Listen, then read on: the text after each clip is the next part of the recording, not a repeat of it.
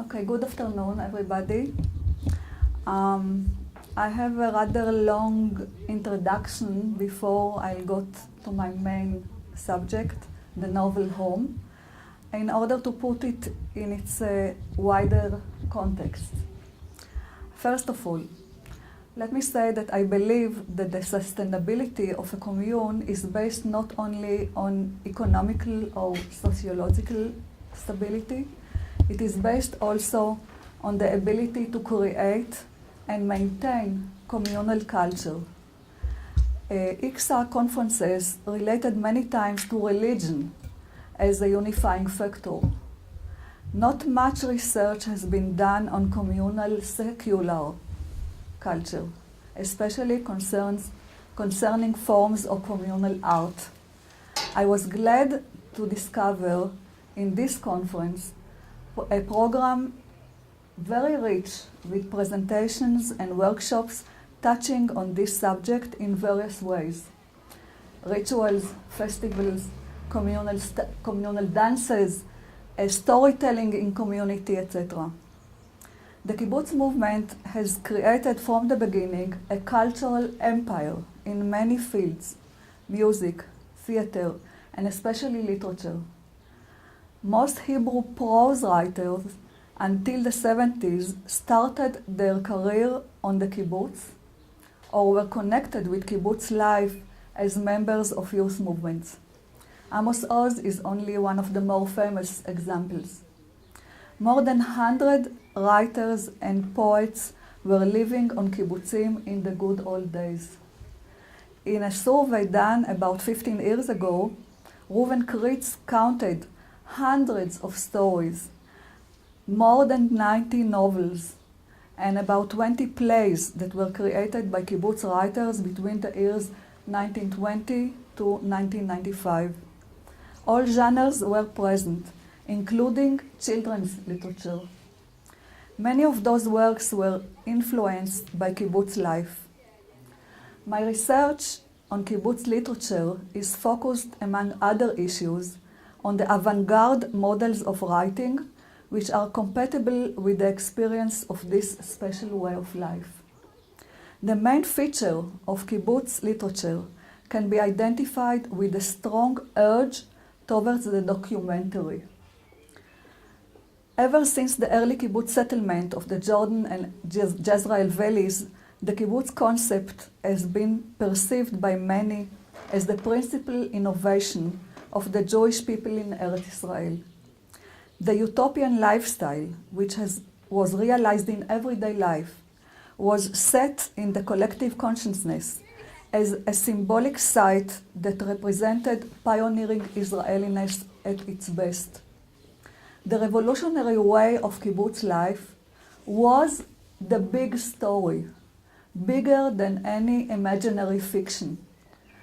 All the first novels created and written in kibbutz society by kibbutz members of the pioneers' generation were based upon documentary plots.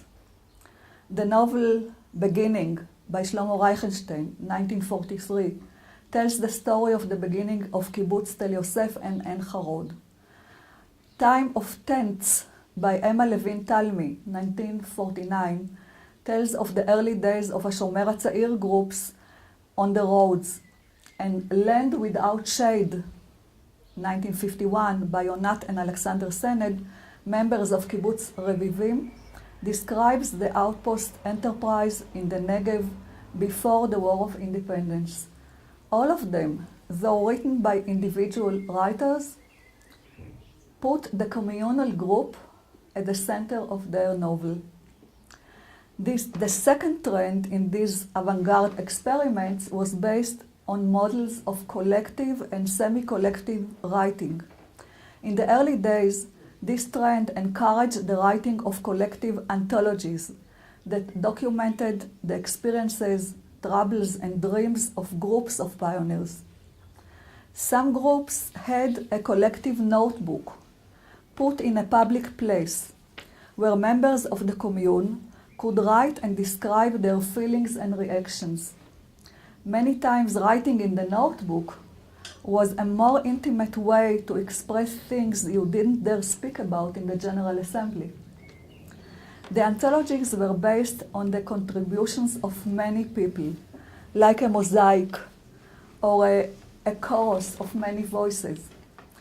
A few of these collective books were published and gained public recognition. Some of them can be found only in kibbutzim archives. The diffuse zone between fiction and reality, documentary, and the tension between the personal artistic voice and the collective voice cause sometimes serious problems concerning the reception of the works. I will demonstrate this problem going back to one of my former examples. Alexander Sened, one of the co-writers of the novel Land Without Shade, told me in an interview that he was almost expelled from his kibbutz after writing the book. The novel Land Without Shade was actually commissioned by the kibbutz. 9 out of the 39 members who settled at Revivim outpost fell in the War of Independence, and the group wanted to publish a booklet in their memory. The Senates were given permission by their comrades to write the story of the founding of Revivim as a fitting way to tell their story.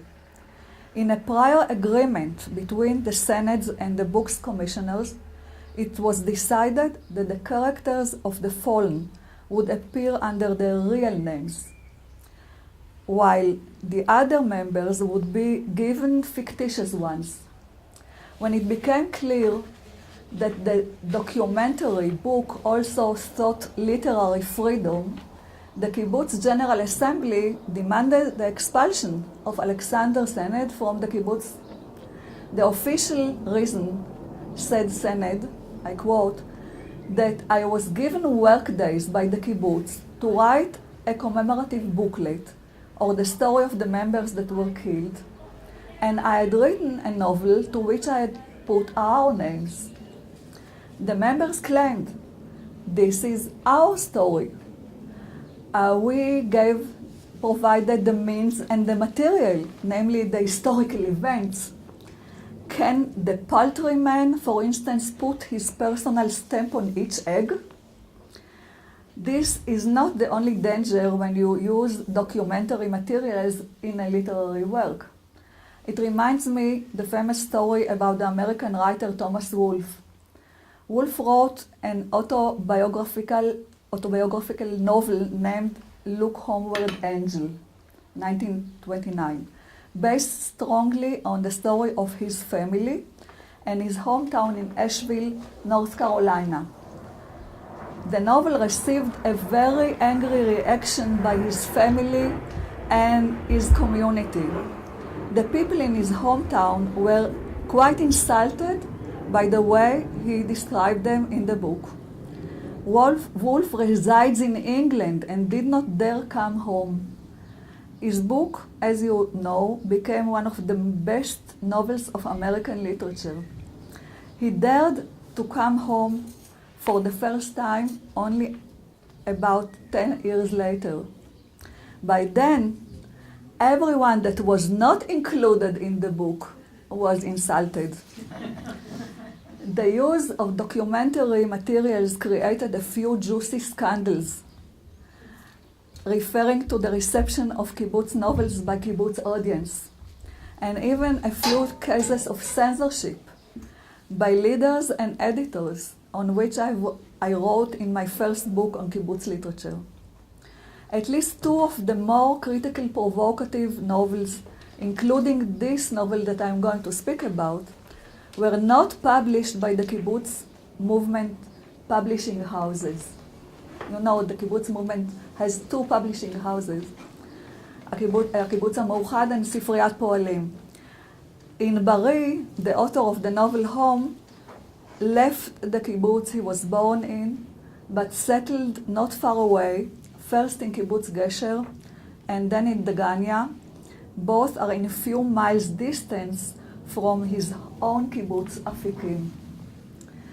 In 2009, a year before the Kibbutz movement celebrated its centenary, Assaf Inbari's novel Home was published and entered immediately Israel's bestseller list, where it stayed for more than 30 weeks. Assaf Inbari is 45 years old, third generation of Kibbutz Afikim in the Jordan Valley, one of the 4 biggest kibbutzim in Israel.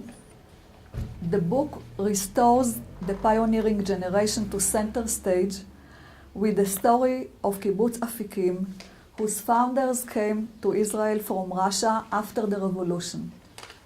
The brief description of the plot that appears on the book's back cover states, "This is the story of people who left their home to come home.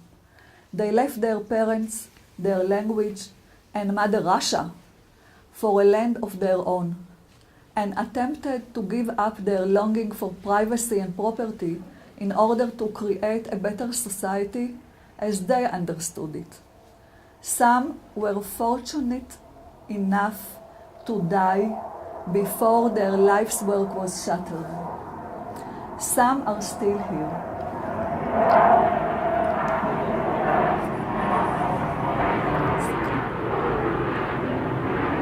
Do you hear me? Not? This modern new novel continues in many ways the main literal traditions that were dominant in kibbutz literature during the pioneering stage, namely to tell a true story.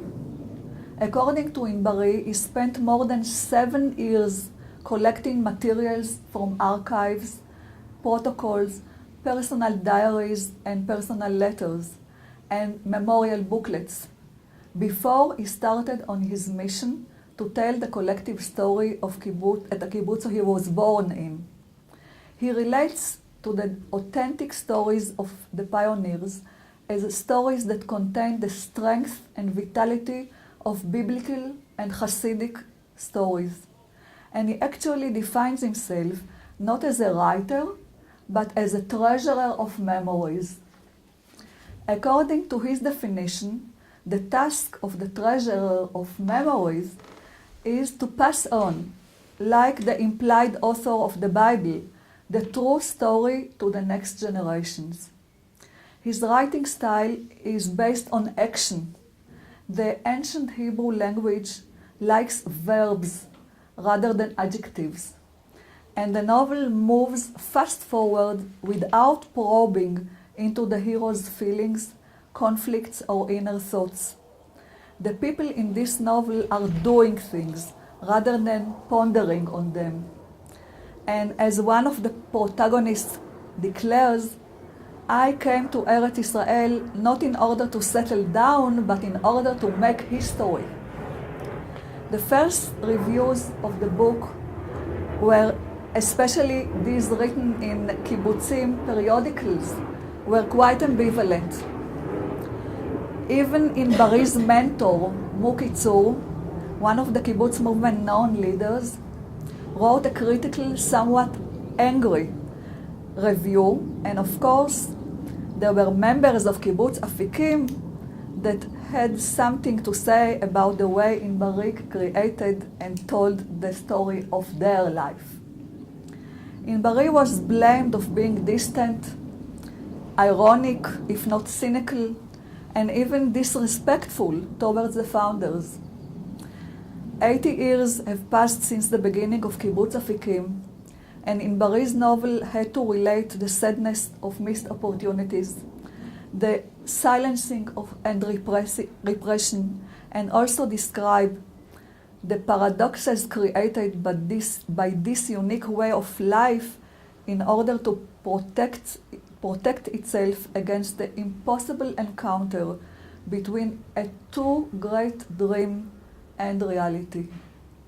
It took some time to realize that this novel is a very interesting work of art, especially in regard to the voice of the implied storyteller.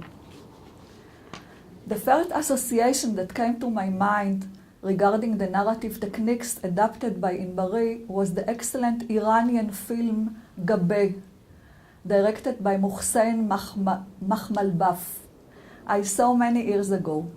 A gabeh is a type of a Persian rug woven by the nomadic tribes of southwestern Iran, and it is inspired by their life. The rug presents the history of the tribe. Its colors are taken from those of the region, the sky, the mountains, and the vegetation. And the symbolic visuality woven into the rug unfolds the film's plot. I want you to keep in mind this metaphorical picture. Similar to the weaving of a rug, Inbari weaves the threads of the collective plot. There are 7 principal characters through which the main story is depicted. These 7 main characters are introduced shortly on the first page of the novel like figures in a play, in their real names.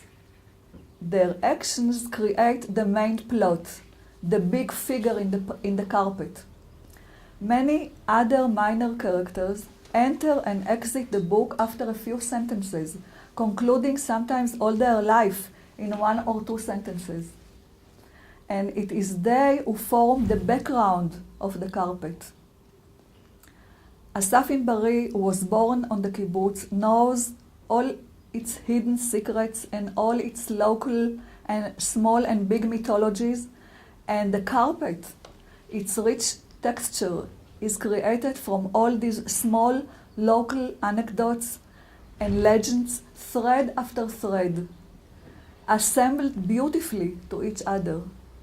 And, as in many handmade rugs, if you reverse it, you can see the hidden side in which the knots are visible, namely all the things that were repressed by kibbutz society. Most of the time, we hear the voice of the collective implied writer telling the story of the establishment, building, and decline of the kibbutz. The members are described mainly, as I said, through their actions, through their part in the historical plot. I was curious about the writer's place in the big story. I took particular note of the techniques adopted by the narrator to incorporate his personal voice into the collective picture. This is done using 2 main techniques: close-up scenes, like in cinema, and direct quotations from private letters, diaries, etc. It's very important to listen to these places, because there you can expose the personal voice of the narrator and understand what from the authentic materials it chose to bring before us from the individual memories. Inbari frequently does this through women's voices. I would argue that the novel space can be divided into rigid male voices and female softer voices that had not been eradicated by the suppression of emotion in the name of ideology. Clara is one of these people that Inbari moves closer to. Clara's letters to her husband Lassia Galili, the founding leader, are provided in direct quotation. We have Lassia Galili, who is always on the road, on the horizon, in the domain of the big dream. And there is Clara, who is constantly guarding reality, the home, the family. The family mixture from whence Clara came is an assurance at stance of ideological flexibility. I quote, "My mother believes in Jesus, my sister in reincarnation, and my brother believes in Stalin." Clara is the sane voice safeguarding the proper balance in an ardently ideological society. She holds, for instance, that the children of the kibbutz are being raised as in an orphanage. And she frequently recalls her grandmother laying her down on a couch, surrounding her with cushions and turning the couch to the wall to create a small protected world for her granddaughter. It is Clara who springs to the defense of the others in the group, those incapable of complying with all the rules of the enlisted society. And I want to conclude, I understand that I have to. What is then the picture obtained in the end? It is one of a crowded world. The people active in it cling to each other like the threads in the rug. It is a world that seems to be flat. The repression and the pain are not raised to the surface. The true internality peeping between the lines must be reached through locating the conscious and emotional place of the narrator.